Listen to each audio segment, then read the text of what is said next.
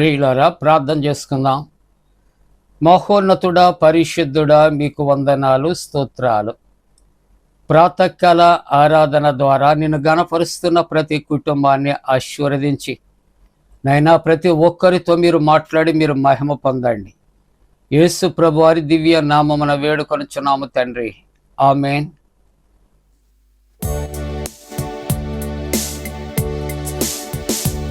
యేసు నీవే కావాలయ్యా, నాతో కూడా రావాలయ్యా. యేసు నీవే కావాలయ్యా, నాతో కూడా రావాలయ్యా. కనుడా నీ దివ్య సన్నిధి నన్ను ఆదుకొనే నా పెన్నిధి. కనుడా నీ దివ్య సన్నిధి నన్ను ఆదుకొనే నా పెన్నిధి. నీవే కావాలయ్యా, నాతో రావాలయ్యా. నీవే కావాలయ్యా, నాతో రావాలయ్యా. యేసు నీవే కావాలయ్యా, నాతో కూడా రావాలయ్యా. యేసు నీవే కావాలయ్యా, నాతో కూడా రావాలయ్యా.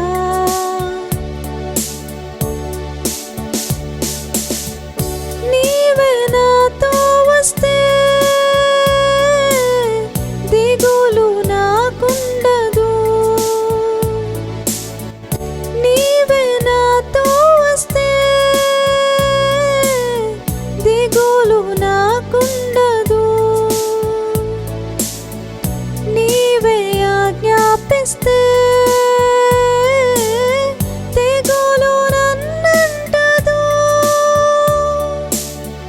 నీవే ఆజ్ఞాపిస్తే తెగులు నన్నంటదు.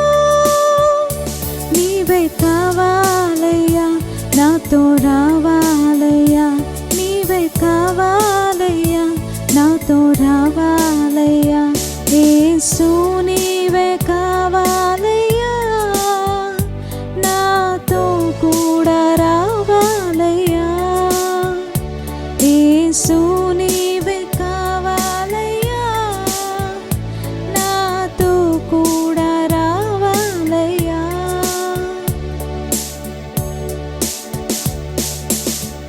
నీవే నాతో వస్తే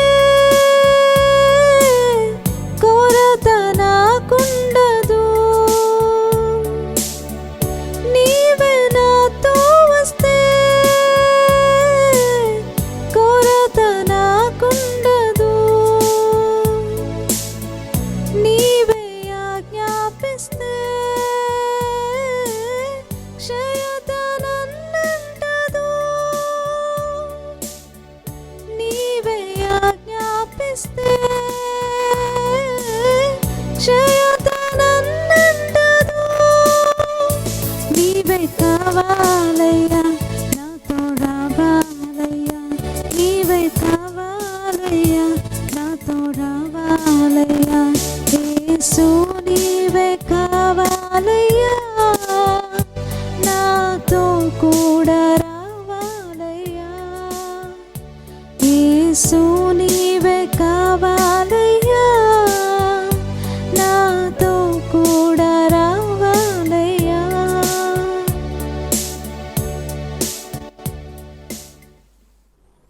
ప్రియులారా, ప్రభు పేరిట మీకు శుభాలు.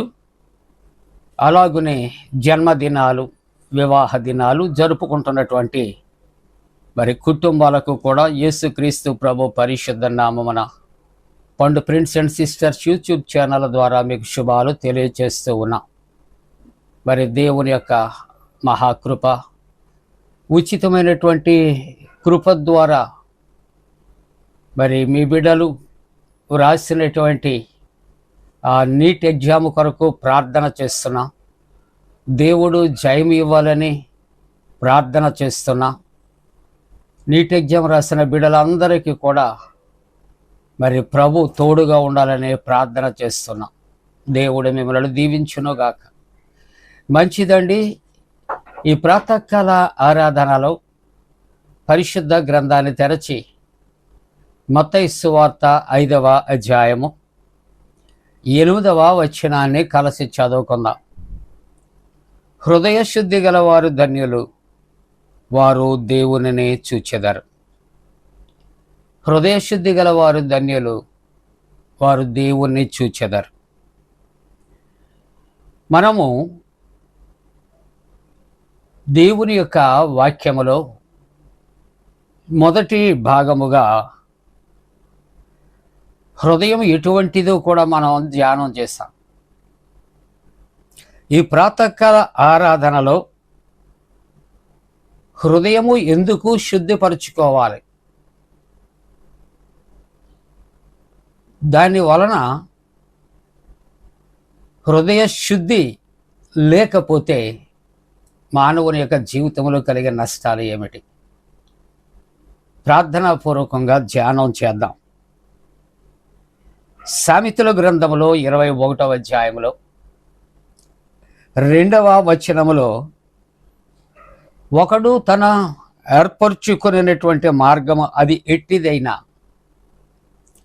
తన దృష్టికి న్యాయముగా అగపడును అంటే కనబడుతున్నది.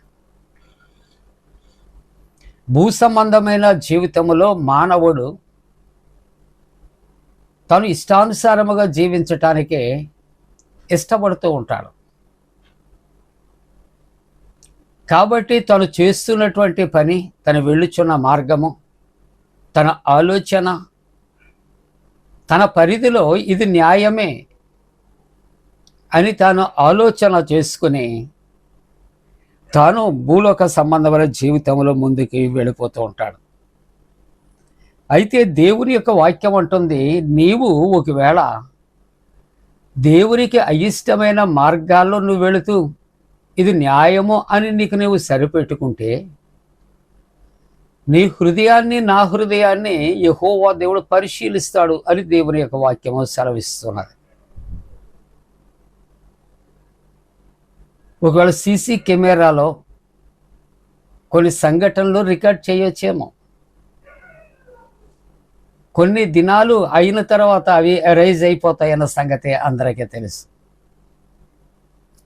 కానీ మానవుడు ఏ కార్యాలైతే చేస్తున్నాడో యెహోవా సమస్తమును కూడా పరిశీలిస్తున్నాడు. ఆయన పరిశీలనలో ఉన్నటువంటి ఏది కూడా చెరిగిపోయేది కాదు. కాబట్టి దేవుని యొక్క వాక్యంలో చూస్తూ ఉంటున్నప్పుడు అననీ సప్పీరా జీవితాలు చూద్దాం. అననీ సప్పీరా భార్యాభర్తలుగా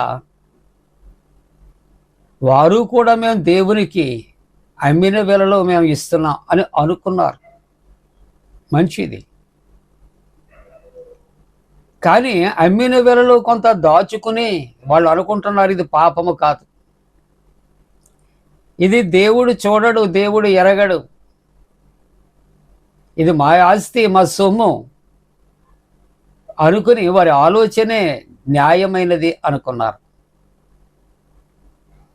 దాని పాప ఫలితము అననీయ చనిపోయాడు. ఆ తరువాత అపోస్తలులు వచ్చారు. భార్యను అంటున్నారు, నీ భర్తను పాతిపెట్టి వచ్చిన వారి పాదములు ఇంకను వాకిటే నిలిచి ఉన్నాయి. భర్త యొక్క మనస్సులో ఏదైతే దురుద్దేశ్యముతో దాచుకున్నారో అదే దురుద్దేశ్యము భార్య సప్పీరా మనసులో ఉంది. హృదయము కల్మషముతో నిండిపోయింది. ఆ మాట అన్న వెంటనే ఆమె పడి చనిపోయినట్లుగా చూస్తా ఉన్నాం.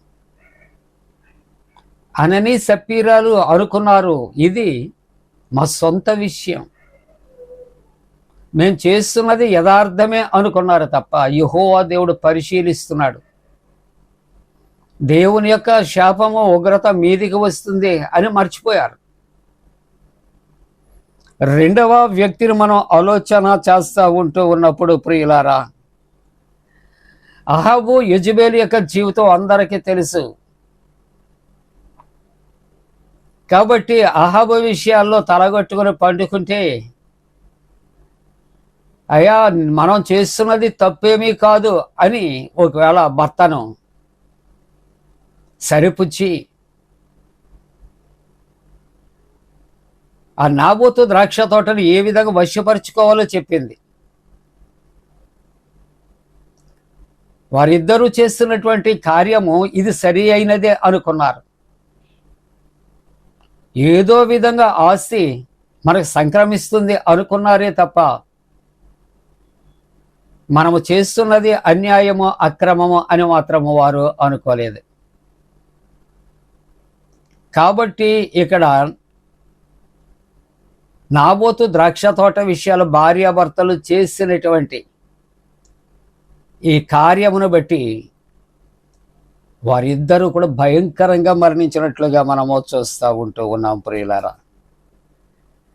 సామెతల గ్రంథములో 28వ అధ్యాయములో 14వ వచనములో చూస్తూ ఉంటున్నప్పుడు, నిత్యము భయము కలిగి ప్రవర్తించేవారు ధన్యులు.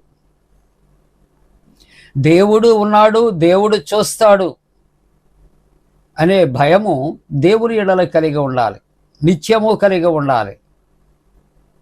నీ ప్రక్క వ్యక్తికి తెలియదేమో, నీ కుటుంబంలో వ్యక్తికి తెలియదేమో నీవు చేస్తున్నది.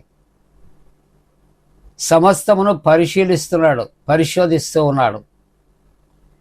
నీ మనస్సులో తలంపు పుట్టక మునిపే ఎరిగినటువంటి వాడుగా ఆయన ఉంటూ ఉన్నాడు.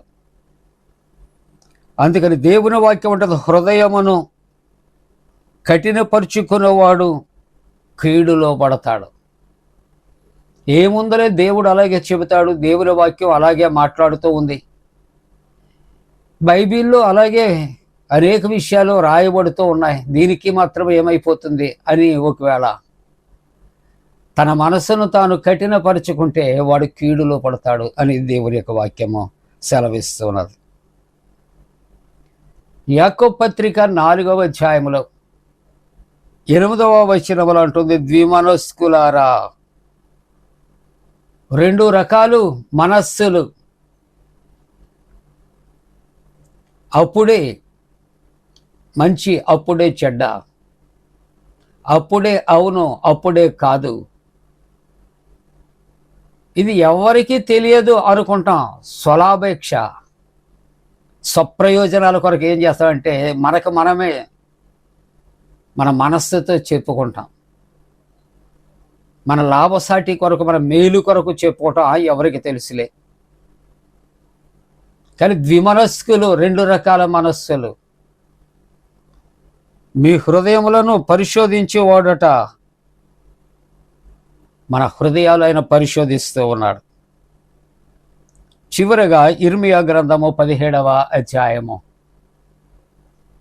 5వ వచనములు అంటుంది, యెహోవా ఇలాగు సెలవిచ్చుచున్నాడు, నరులను ఆశ్రయించి శరీరులను తనకు ఆధారముగా చేసుకొనొచ్చు. ఏమండి, మనుష్యుల మీద ఆధారపడి, వ్యక్తుల మీద ఆధారపడి, ఇరుగు పొరుగు వారి మీద ఆధారపడి మనం ఒకవేళ దేవుని విస్మరిస్తే తమ హృదయమును యెహోవా మీద నుండి తొలగించుకునేవాడు శాపగ్రస్తుడు. దేవుని మీద నుండి మన హృదయాలు తొలగించుకొని నరులను ఆశ్రయిస్తే శాపగ్రస్తులముగా అయిపోతామని దేవుని యొక్క వాక్యము సెలవిస్తున్నారు. కాబట్టి ప్రాతకాల ఆరాధనలో దేవుని యొక్క వాక్యము అంటూ ఉన్నది, హృదయ శుద్ధి కలవారు ధన్యులు, వారు దేవుల్ని చూచెదరు. మనం దేవుల్ని చూడాలి, పరలోక రాజ్యంలో ప్రవేశించాలి అంటే మన హృదయము మనం శుద్ధి చేసుకోవాలి, శుభ్రపరచుకోవాలి. శుద్ధమైనటువంటి హృదయం మనము కలిగి ఉండాలి. అలాగుండటానికి దేవుడు తన పరిశుద్ధాత్మకుడిన మనపై మెండుగా కుమరించరోగాక. ఆమేన్. ప్రార్థన. పరిశుద్ధుడా నీకు వందనాలు. ప్రాతకాల ఆరాధనలో పాల్గొన్నటువంటి ప్రతి కుటుంబము దీవించండి. ఎండలు తీవ్రత తగ్గించండి. గల్ఫ్ ప్రాంతాల్లో జరుగుతున్న యుద్ధ బీభత్సవాలు దూరపరచండి.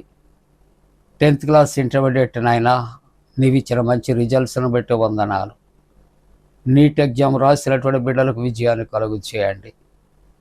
ఉద్యోగ ప్రయత్నాలు, వివాహ ప్రయత్నాలు, ఇంటర్వ్యూస్లో ఉన్న వారికి మేలు చేయండి. ప్రసవ కాలువలో ఉన్న వారికి సుఖప్రసవం కలుగు చేయండి. ఎండల తీవ్రతను బట్టి ఎవరైతే అనారోగ్యముతో ఉన్నారో వారందరినీ స్వస్థపరచండి. యేసు ప్రభు దివ్య నామమున వేడుకొనుచున్నాము తండ్రి, ఆమేన్. మన పరమ తండ్రి అయిన దేవుని యొక్క ప్రేమయు, ప్రభు అయిన యేసుక్రీస్తు ప్రభు కృపయు, పరిశుద్ధాత్మిక అన్యోన్య సహవాసము తోడుగుండి సంరక్షించి కాపాడును గాక. ఆమేన్.